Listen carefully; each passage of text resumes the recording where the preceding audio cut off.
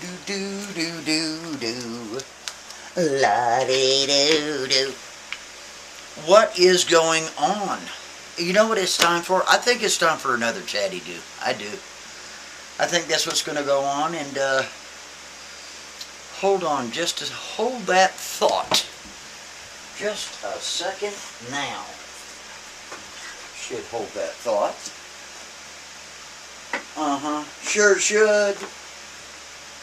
Put this over here like that. Okie dokie. Put this like this. Sure will.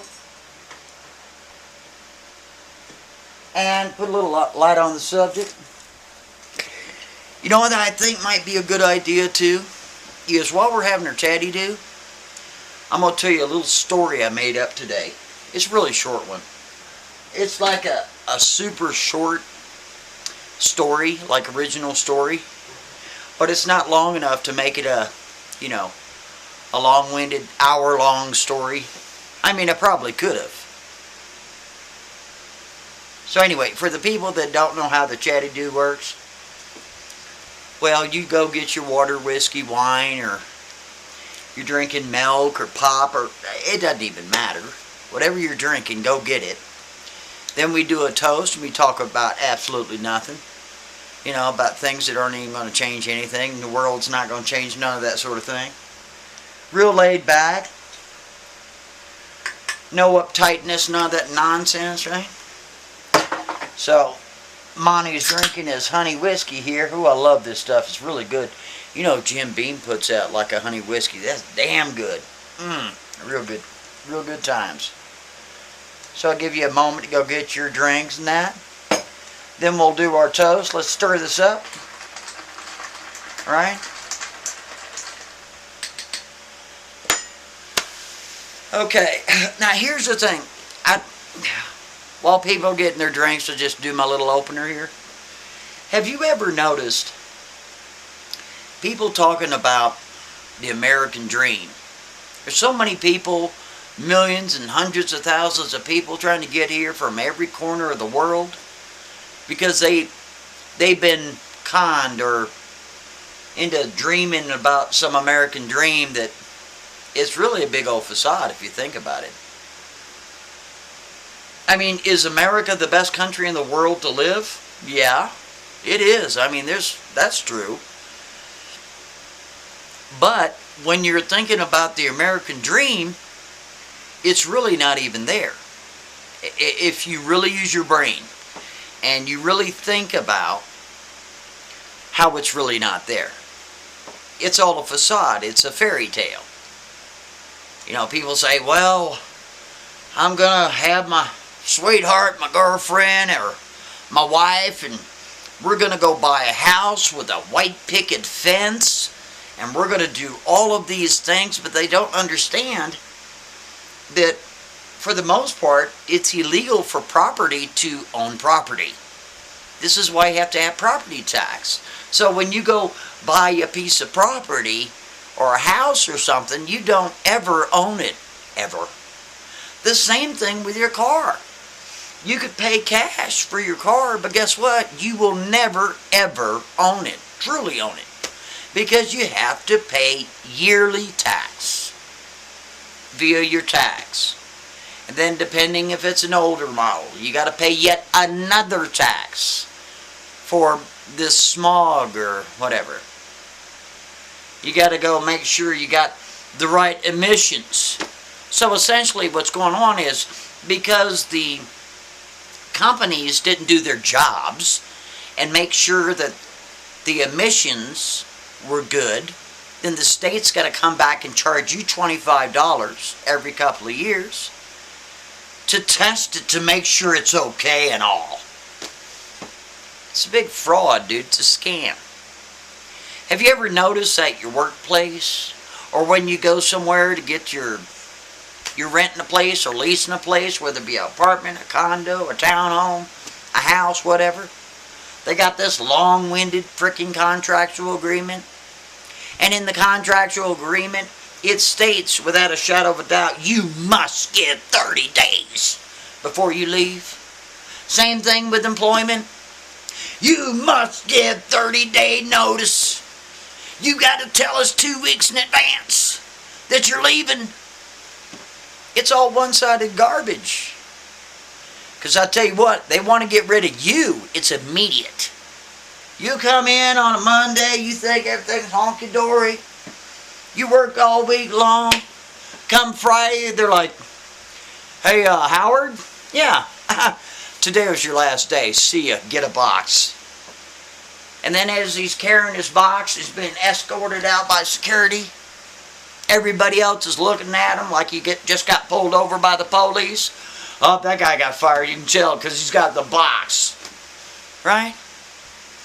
Not me, man. I have the attitude of I don't put up with nothing. I do not. I don't put up with any games from anyone for employment. Several times I've fired my employer. Just, you're fired. They're like, what? Wait a minute. You can't quit. You got to give notice. And I'm like, notice I won't be here tomorrow. You got that? Yeah. When you're self-employed, it's awesome. Client gives you any nonsense, you just look at them right in their face and say, you know what, you're fired. They're like, what? They can't even believe you said that to them. They're like, they get blanky. They're like Mr. and Mrs. Blanky. They're like, what did you just say? You're fired, dude. Later. See ya. Get somebody else. Toodles. Gotta go. Have a good day. Right? Turn around and leave. That's how you deal with that. These people have got more money than God, but they think that they can treat people like trash. I'm not one of them. Nope, sure ain't. Nope. I don't care how much you're paying me. Just because you're paying somebody good money, does that mean that others can abuse you verbally or beyond? No, not this guy. Because there's a thing called basic rules of engagement. The other person at least must be a little bit trustworthy, professional, have that thing called integrity. I don't know if you ever heard of it.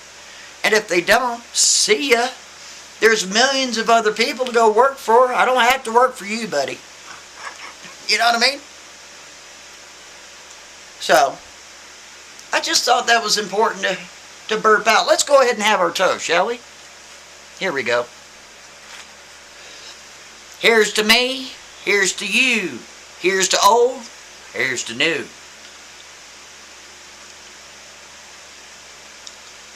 Ooh, that's delicious.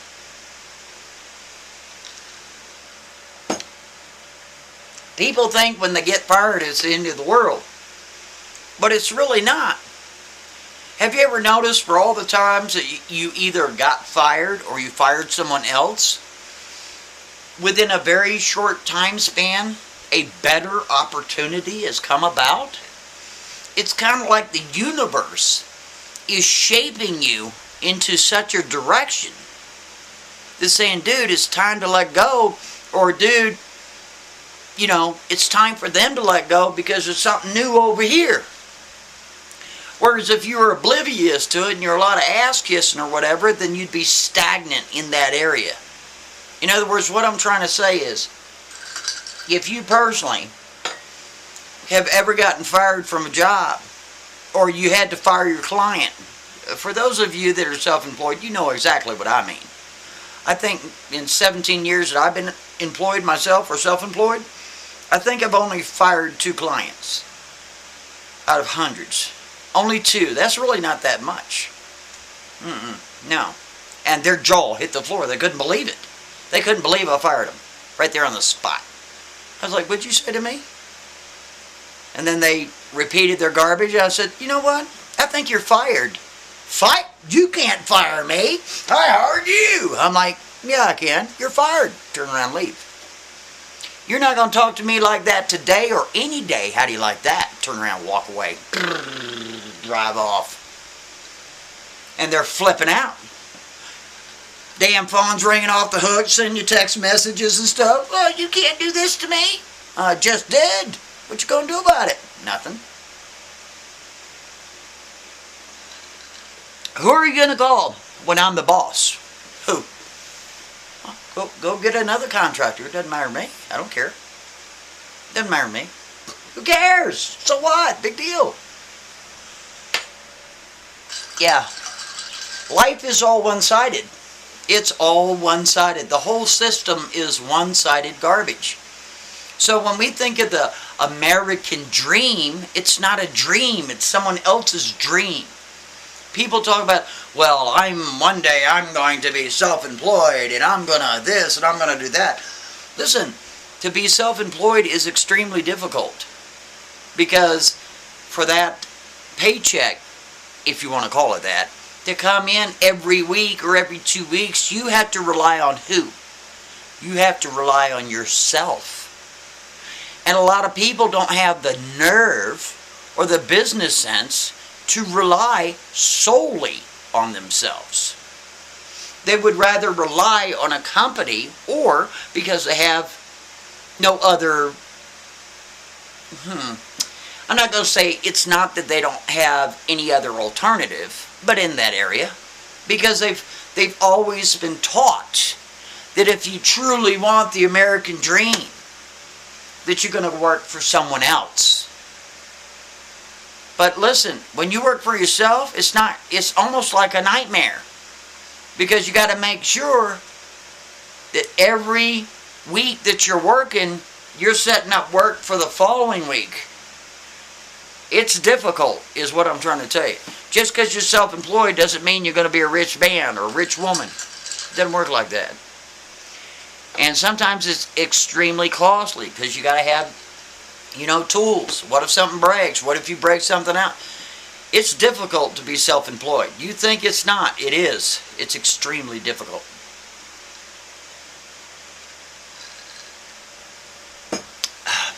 But there's a lot of freedom. If you can become self-employed, do it. Because you could say, you know what? I'm taking 2 weeks off. Call up all your clients. I'll be off 2 weeks. Don't even bug me. Turn off my phones. Oh, okay. See how that works? So, let's go ahead and go to this little story. Oh, you know what? Here's the thing. Let me go ahead and finish off with this. I was working on a job this past week, and the guy hands me the check. Well, actually, it's 4.5 days, but close enough. And I'm thinking, okay, well, let's see, what could I do? I got off early today, about 1. I could go to his bank. If I go to his bank, they're going to give me a big old ration on why I don't have a bank account with them, because they punish you. They charge you a fee to cash their check.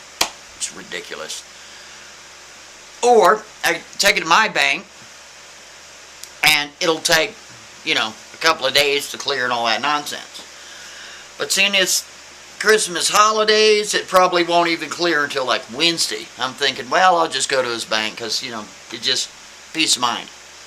So I go to his bank, and what do they want? They want 2 forms of ID to give you cash. But if you were going to deposit that in their bank, all it would take is a driver's license. You see how this works?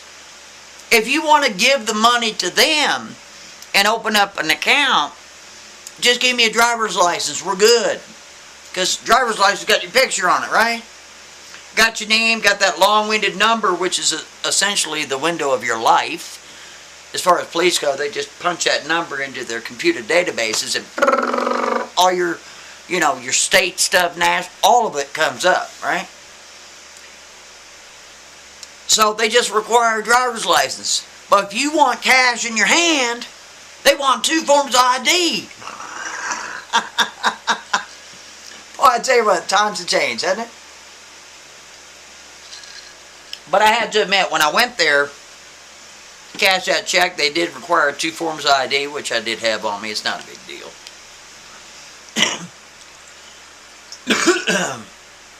And, They were real nice to me, even though I didn't have an account at that bank. They were extremely nice to me. Went ahead and cashed the damn thing, and the lady there, she's so damn sweet. She goes, I'll waive the fee, because they charge you like $7.50 to cash somebody else's check if you don't have an account. She goes, no, I'll waive the fee. It's Christmas. And I'm like, that was real damn nice of you, right? I'll put something a little extra in your paycheck this week, right? So, let's have another drink, shall we? And we'll get to our story. Monty had this story figured out this morning. I swear to God, if I'm lying, I'm dying. In 18 minutes. I could probably make a whole long-winded, hour-long story out of this story. But didn't need to, so I'll just tell you the story now. It's kind of a neat little story. Romantic a little bit. Now check this out. There's these two ducks. One of these duck was called Mary, and the other duck was called Mark. Mark my word, right? Actually, it was just Mark. So they got Mary and Mark. Both of these ducks are mallards. You know what kind of ducks those are? Anyway. So, all these other ducks are in this huge lake. There's got to be 1,000 ducks there. And over the closer you'd get over to the edge of this lake, there'd be ice and stuff there, right? Because it'd be about this time of year. December's really kind of cold out. Right? And out of the thousands of all these ducks, well, Mark met Mary. Mary Mallard, Mark Mallard, right? And this is how it kind of started out. Mark kind of like started swimming over because he's got those feet and they're webbed feet, so he can really swim really quick. He swims over and he takes a look at that tail and he goes whack, whack, whack, whack, whack, whack, whack.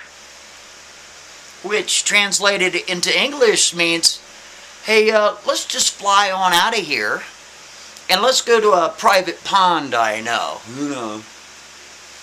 And Mary Mallard is like, whack, whack, whack, whack, whack, whack. Which translated into English means, yeah, that sounds like a great idea, let's do it. So they sit back and they take off, boy.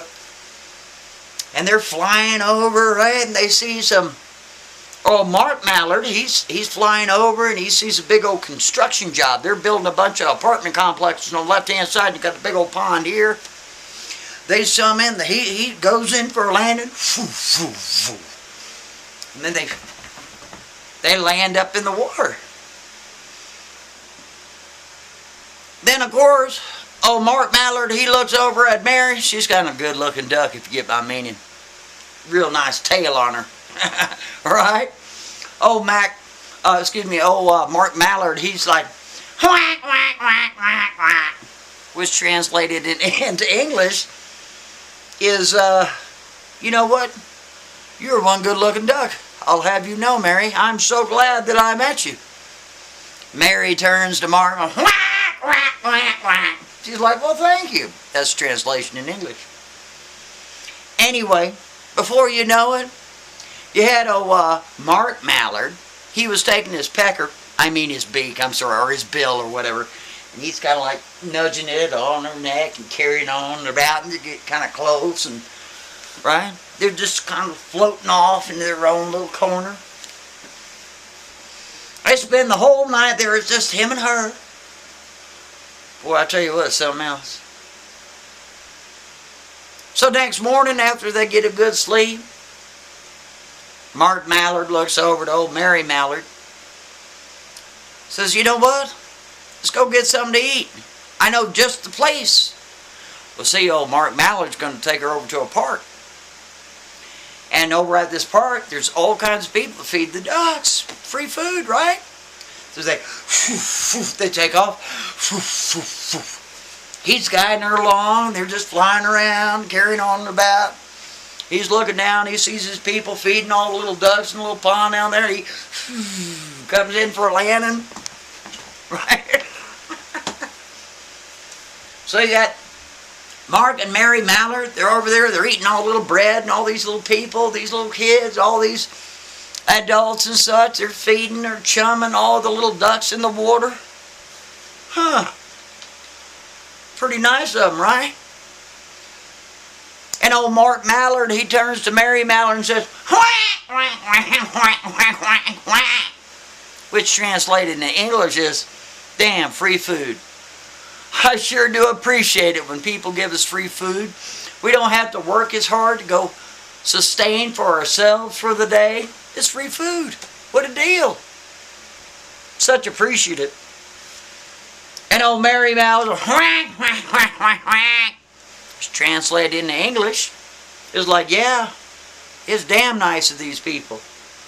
So after they got done with their breakfast over there, of all that bread that was given to them by the people, they go and they're floating off over there in the pond just by themselves. And old Mary Mallard says to Mark Mallard,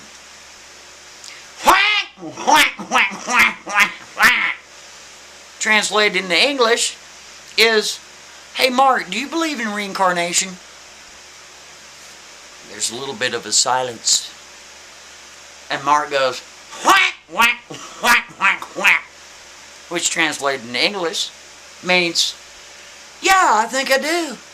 And if I ever come back as a human, I'd like to be one of those people feeding the ducks, because then I'd feed all my friends.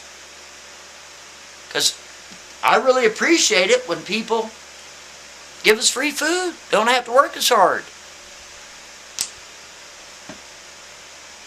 So later that day, they go back to the same place. People are still feeding the ducks, carrying on. They have a little bit of lunch, late supper. Right? Keep going back. That's where all the other ducks go too. Sure do. Just having a drink.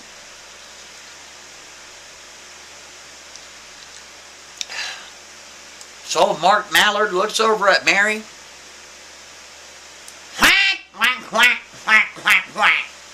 Translated into English is, what do you say you and I fly over for a little, see the sights of the Christmas lights? Mary Mallard, she's like, sure, sounds like a great idea. So they take off. It's getting kind of dark out.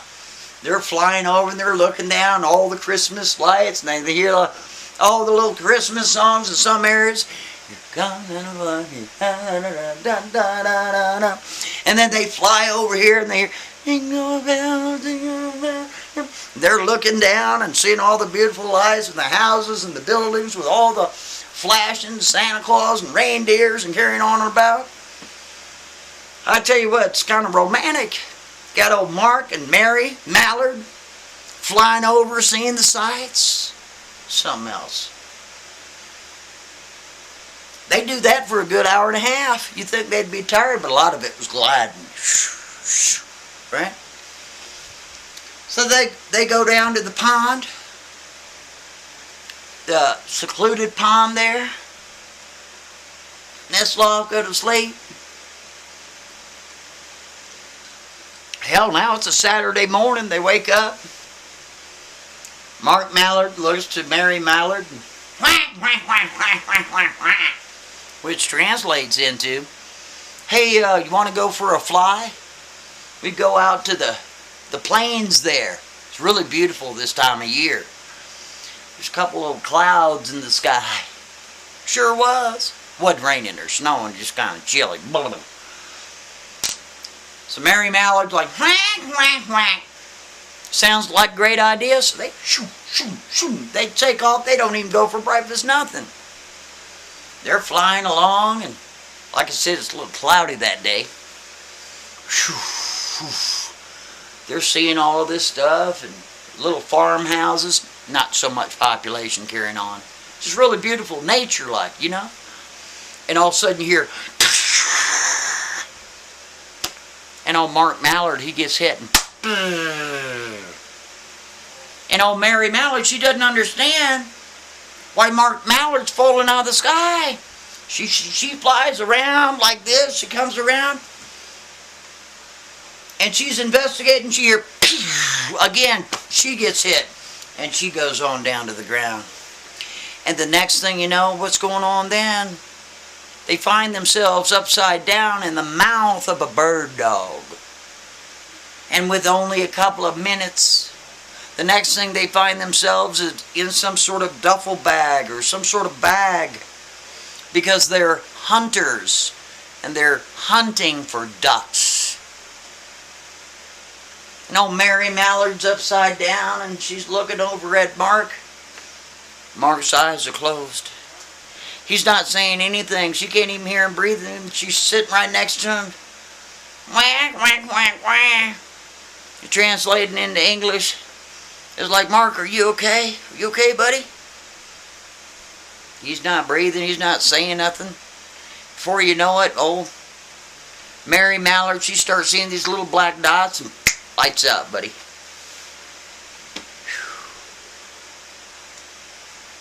A couple hours later, what happens? Well, you got the hunters. And what are they doing? They're cleaning the ducks. Taking out the breasts of the ducks so they can eat them for supper. And that's what they do. One hell of a sight, huh? 25 years go by. 25 years go by. Yeah. And this woman, she was involved in some sort of study, some sort of test. University of Missouri. Yeah. That's where they took this woman, they hypnotized her, they brought her back to her past to try to see if they could find out any information, because she was having a hard time dreaming and sleeping normally. You know, usually when people dream, usually those dreams are pleasant for the most part. They're not horrific every single dream, right? She's having a hard time dreaming happy thoughts. She's having a hard time sleeping. It's horrible. So she's going through all these different medical tests and hypnosis and all this stuff. She just happened to be living in this apartment complex right by the lake. And you know, this woman, she looks out and she sees this lake there, and her back window, she can look out the window and she can see all the lake there with the sidewalk and carrying on and about. And every morning without fail, there would be a gentleman down there feeding the ducks. Even though you're not allowed to be feeding the ducks, there's a sign right there that says don't be feeding the ducks. But every morning without fail, she'd see this man feeding the ducks. Even though you're not supposed to be feeding the ducks. This is going on for weeks and weeks and weeks and weeks. She finally had the nerve enough to go down there. She walked out to the edge of the pond, and she just gets to thinking that she's looking at this man. He's always by himself. Nobody's with him, but he's always feeding those ducks in between 7 o'clock, 8 o'clock in the morning. She walks right up to him and says, "Excuse me, mister." He turns around, and it's kind of like deja vu again. She just knows that she's met this fellow before, but she didn't want to say anything. She goes, "Mister, what are you doing out here between 7 and 8? I know that you're always feeding these ducks." He goes, "Well, I'm feeding my friends." She goes, "Well, what do you mean you're feeding your friends?" "Well, yeah, I'm feeding my friends. These are my friends." She gets to thinking to herself, whoa, that's a really lonely statement. This is an individual that doesn't have any friends in real life, so he thinks the ducks are his friends. Oh no, that's not exactly what's going on. They really are his friends. But she doesn't know this quite yet. No, she doesn't. And again, when she's looking out over this pond, this little lake there, from her apartment complex, it's like deja vu. She meets this fella, it's kind of like deja vu again. She says, "Mister, did you not see that sign over there that says you're not supposed to be feeding the ducks?" He goes, "Well, I can't read." He goes, "Well, I can read, but I'll just tell the authorities they can't read. How are they going to prove it?"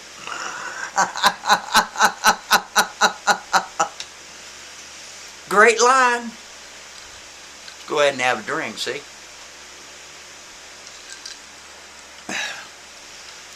So, she goes back up to him. She goes, "Mister, can I ask you a question? What's your name?" He said, oh, my name's Mark. He goes, and let me guess, your name is Mary. She got a little bit off guard. She's like, oh my, how would you know that? I mean, think of the hundreds of thousands of names out there, and he gets it right the first try. How's that possible? She's like, have we met? He goes, of course we've met. You're Mary and I'm Mark. And we used to come to this pond right here.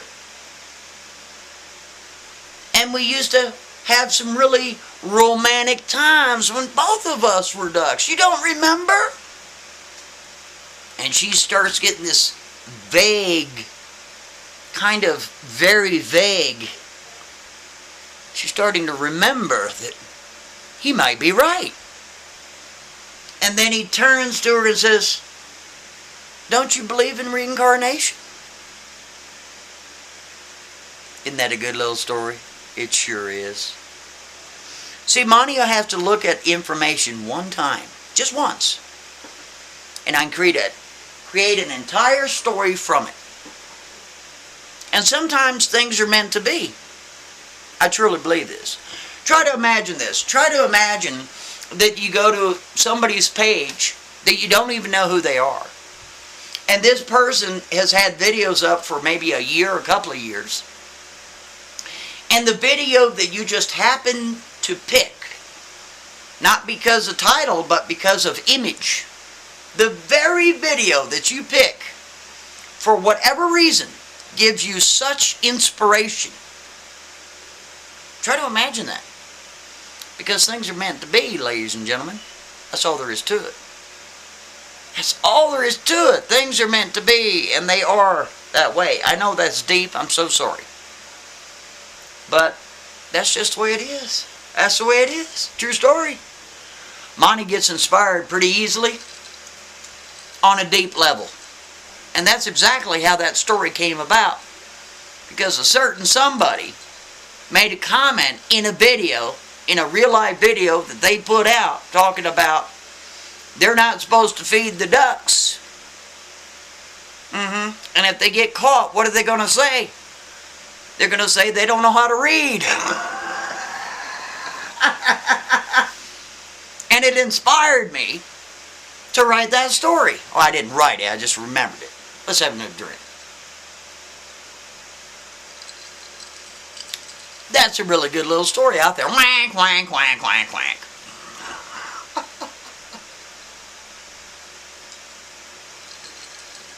Ooh. So, that be the hippity-happity, skippity-scoppity, nippity-nappity, noop-noops. I wish everybody a Merry Christmas. I might put out another video, I'm not sure. Well, I have to see. Right?